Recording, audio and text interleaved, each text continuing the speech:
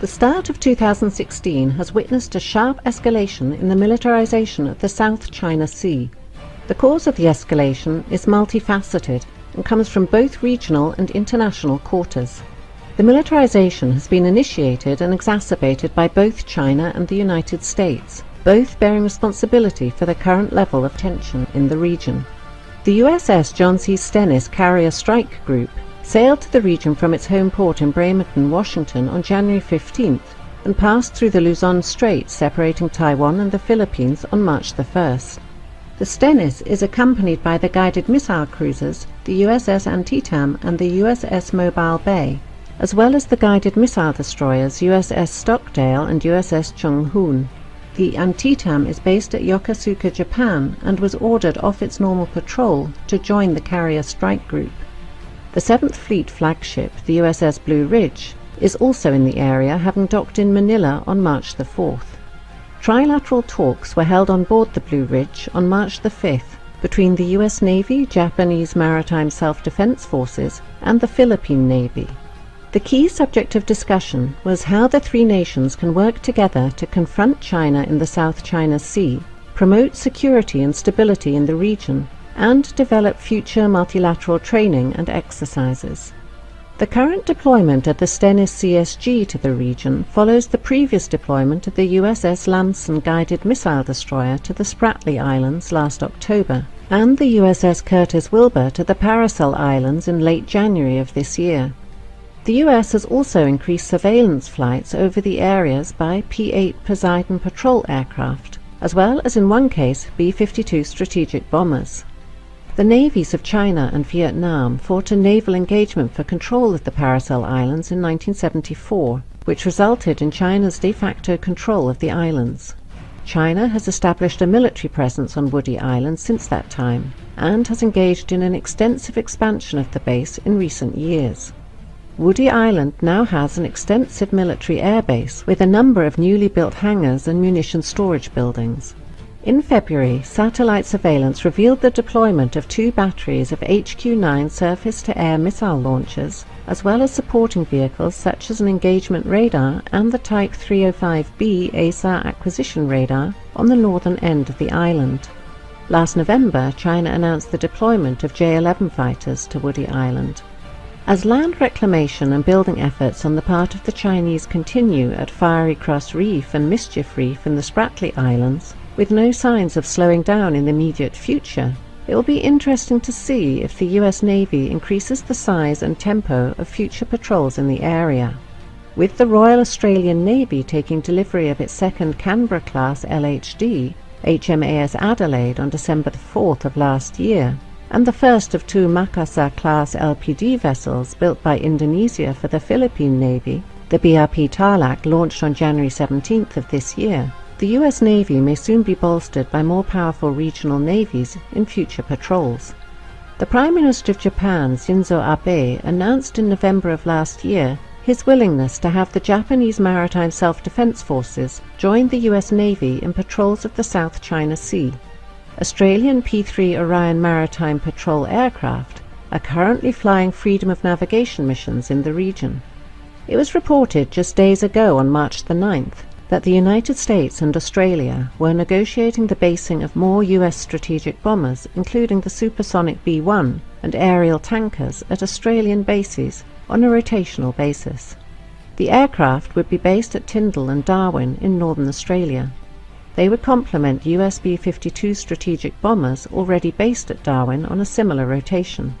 As the brinkmanship continues, with no signs of either China or the United States backing down, the chances of a military confrontation in the South China Sea, whether calculated or accidental, continue to grow with each passing day.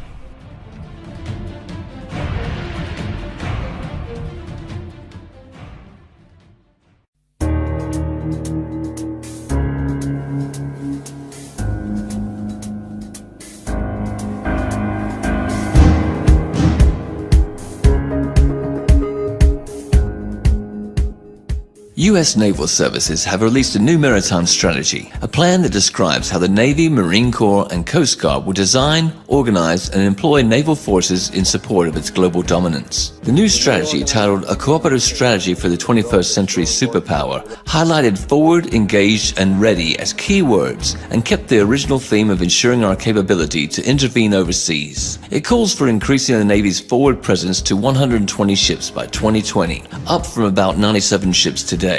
This includes forward-basing 4 ballistic missile defense destroyers in Spain and stationing another attack submarine in Guam by the end of 2015. The Navy is scheduled to increase presence in the Middle East from 30 ships today to 40 by 2020. The strategy reinforces the continued need to strengthen the partnerships and alliances by stressing the importance of operating in NATO maritime groups and participating in international training exercises. The U.S. strategy emphasizes operating forward and making proxies across the globe, especially in the Indo-Asian Pacific region.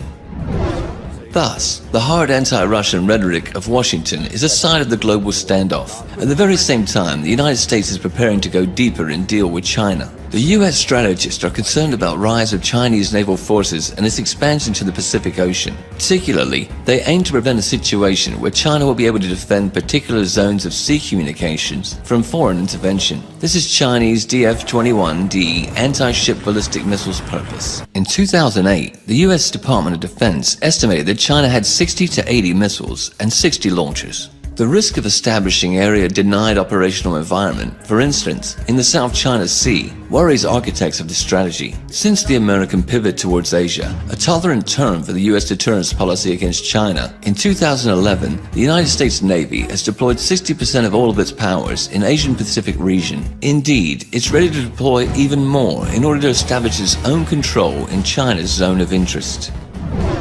Armed with its own unparalleled navy, the U.S. gets a louder voice and more power to restrict military or economy use of the oceans by other countries. In other words, it indicates the U.S. intention to control the trade in the Indian Ocean and the Pacific, or even monopolize it in those waters. Now here's where the problem is. In April, China overtook the United States as the world's top importer of crude oil, and 80% of this oil, and many other important resources, China imports through the Malacca Strait, which the Chinese Navy doesn't control. In this context, it's clear why Beijing claims sovereignty over nearly all of the South China Sea, and is building a military base in Djibouti. China supports counter-piracy operations in the Gulf of Aden, conducts humanitarian assistance and disaster response missions enabled by its hospital ship, and participates in large-scale, multinational naval exercises. Washington immediately protested against the China-Djibouti relations and expressed concern over China's plans to build a military base in the Obok region, but to no avail. China has to defend the supply of oil over a long way and isn't able to do it right now. Problem is, it doesn't have enough naval bases along vital shipping lines as of yet. Strings of Pearls strategy, initially suggested as a series of seaports and naval bases stretching along the Indian Ocean, has to resolve this issue. The seaports will be support places and investments that could pay dividends on a strategic level while causing broader security amenities. China's naval defense strategy is grounded on the combination of offshore waters defense with open seas protection concepts. The offshore waters defense consists of 2 missions. One is to protect China's eastern coastal area, which is the country's most economically vibrant region. The other is to ensure the safety of the expanding shipping lines that are vital to China's economic growth. Open seas protection concept also has 2 elements. One is to extend maritime protection to waters over 600 miles from the Chinese coast by building supply depots in the disputed South China Sea, trying to conduct submarine activities in the Indian Ocean, and acquiring bases beyond the region. The other is to develop capabilities to conduct non-conventional security operations outside the region, such as naval diplomacy, joint maritime law enforcement, and humanitarian assistance. Compared with the United States, the PLA Navy has sufficient self-defense capabilities, but deficiency in cross-region operations and force projection is evident, though Beijing is trying to change that. On the other side, China's unique geographical location allows it to establish control over its local seas, the Yellow Sea, the East China Sea, and the South China Sea. That is what the United States has accused China of doing in the last 5 to 10 years. The so-called anti-access area denial A2, AD, or the 4 support fleet strategy. This is the real reason for the boiling over for China's island work in the South China Sea. Washington is sufficiently alarmed by a perspective to lose the maritime control in the region and has started the naval force race under an umbrella term of all domain access. Despite this, Beijing is adamant. In June, China said it was shifting work on disputed South China Sea islands from the dredging of land to the construction of military and other facilities. The U.S. containment policy against China includes not only holding of old alliances, but a creating of new.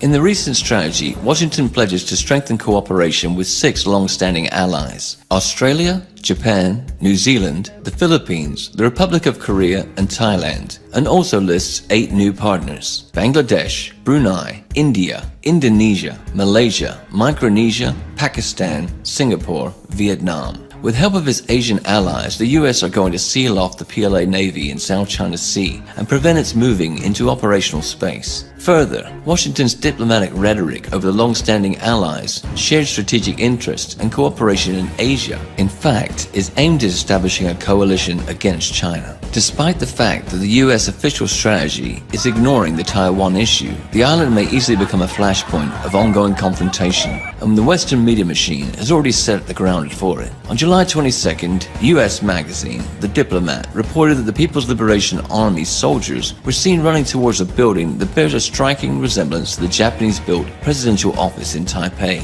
During the Series C of this year's live-fire Stride 2015 Zurine military exercises, the magazine argues 2 things. First is that PLA is practicing the storming of the presidential office to bring pressure on Taiwan in the context of its presidential and legislative elections in January 16, 2016. Second is Chinese military has been preparing to invade the island, but the fact should be taken in its proper context. The military drills are a signal not for Taiwan, but for the US. China shows its capacity to solve a Taiwan problem by force, to predict an attempt to use the island for strengthening of the US military presence. Also, aggressive activity of US special services through Taiwan or an economic sabotage threatening it. In other cases, Beijing would much prefer to reintegrate Taiwan without having to resort to force, but by cultural, economic, and political tools. Moreover, it already has a successful experience of lost territories reintegration, Macau and Hong Kong.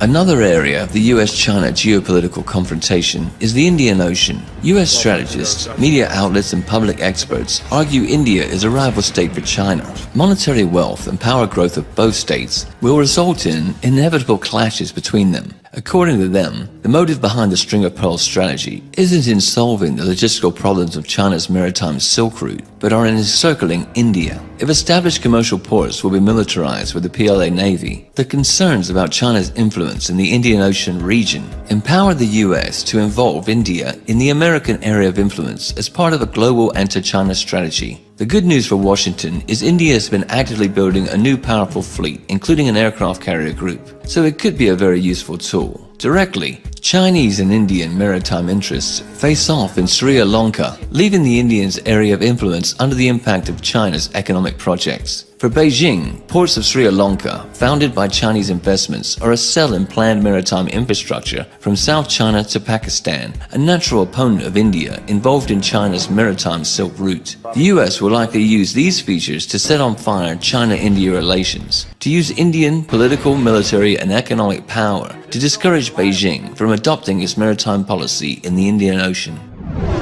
The US's strategic purpose is to seal off the PLA Navy in the South China Sea and prevent its moving in operational space and encircle China by land. In this order, the US holds old and new alliances with nations in the Indo-Asia-Pacific region. The US media machine has already started information aggression against China-Taiwan relations in order to support the rise of Washington's influence on the island. Meanwhile, American special services will try to fuel Pakistan and Sri Lanka in order to make a triangle where the US and India oppose China in the Indian Ocean region. With Washington's support, the tension will also raise in the South China Sea, where Malaysia, Taiwan, Vietnam, Brunei, and the Philippines claim maritime territory. The US naval services will constantly strengthen their presence there in the Indian Ocean, in the Pacific Ocean, while preparing to deal a crushing blow to Beijing.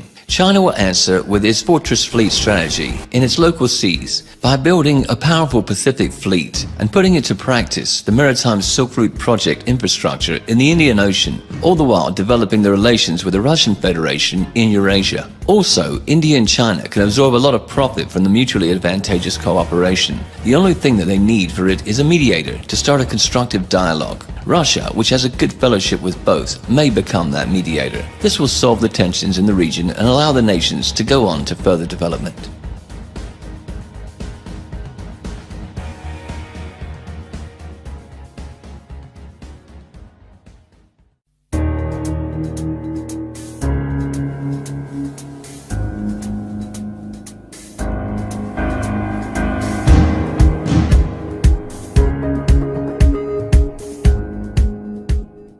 After months of mounting rhetorical war, the United States has conducted a patrol through the South China Sea. On Tuesday, the guided missile destroyer USS Lassen transited the area, sailing within 12 nautical miles of at least 2 China-made islands. A Chinese guided missile destroyer and a naval patrol ship shadowed and gave warnings to the US warship. The then Chinese Vice Foreign Minister Yang Zhisu summoned US Ambassador Max Baucus, lodging serious representations and expressing strong discontent over a US warship patrol. Beijing's attitude was that the US threatened China's sovereignty and security interests. In turn, Washington has demonstrated with this action that it rejects China's claim that the built islands mark Chinese territorial waters. Indeed, it wasn't the first public confrontation of the US and China. Tuesday's US patrol parallels the response to China's 2013 assertion of its expanded air defense identification zone in the East China Sea. Washington responded by dispatching 2 B-52 bombers to fly through the newly claimed Chinese airspace, defying China's rights to assert sovereignty over what the United States classified as international airspace. The official US position is that its vessels would sail close to land masses occupied by Vietnam and the Philippines, as well as to demonstrate support for freedom of navigation rather than the specific targeting of China. Nonetheless, it's clear that these so-called freedom of navigation patrols will continue. The US regional allies also claiming the South China Sea waters will likely welcome the actions. Despite the rhetoric about a freedom of navigation, the US has pragmatic interests in this region. In the ongoing US-China standoff in the Indo-Asia-Pacific region, the East and South China Seas, the Strait of Malacca, the Bay of Bengal and Indian Ocean, as well as countless peripheral lagoons and bays, a crucial point of the competition. Ownership of a particular island, reef or rock, and the right to name a body of water is more than a question of sentimentality. It is the foundation of many national policy strategies. Securing the right to patrol, build bases, and regulate trade through these waterways can mean access to the resources critical to sustain economic growth and political stability. The Obamas' pivot to Asia and the US newly released maritime strategy de facto means that Washington has taken a course on a long-standing countering of China's influence in the region. A core but often unstated component of the US national strategy is to maintain global superiority at sea. By controlling the seas, the United States is able to deploy military power and to control the movement of goods worldwide. China's maritime strategy aimed to defend its eastern coastal area and crucial maritime routes in the Indian Ocean challenges the American approach. China has already stated continued incursions will lead to more concrete responses. The question now is one of the next steps. It's likely that neither side with contrary maritime interests will find the answer to avoid a crisis even if they did want to do this. Furthermore, they have domestic and international reasons not to step back from their contradictory positions. In the Indo-Asia-Pacific region, the US has been rapidly building political, economic and military alliances to balance the rays of China's economic and military power. Beijing can't ignore this fact. Thus, both sides systematically move to a situation making possible a confrontation. But firstly, the tensions should escalate into crisis in the South China Sea.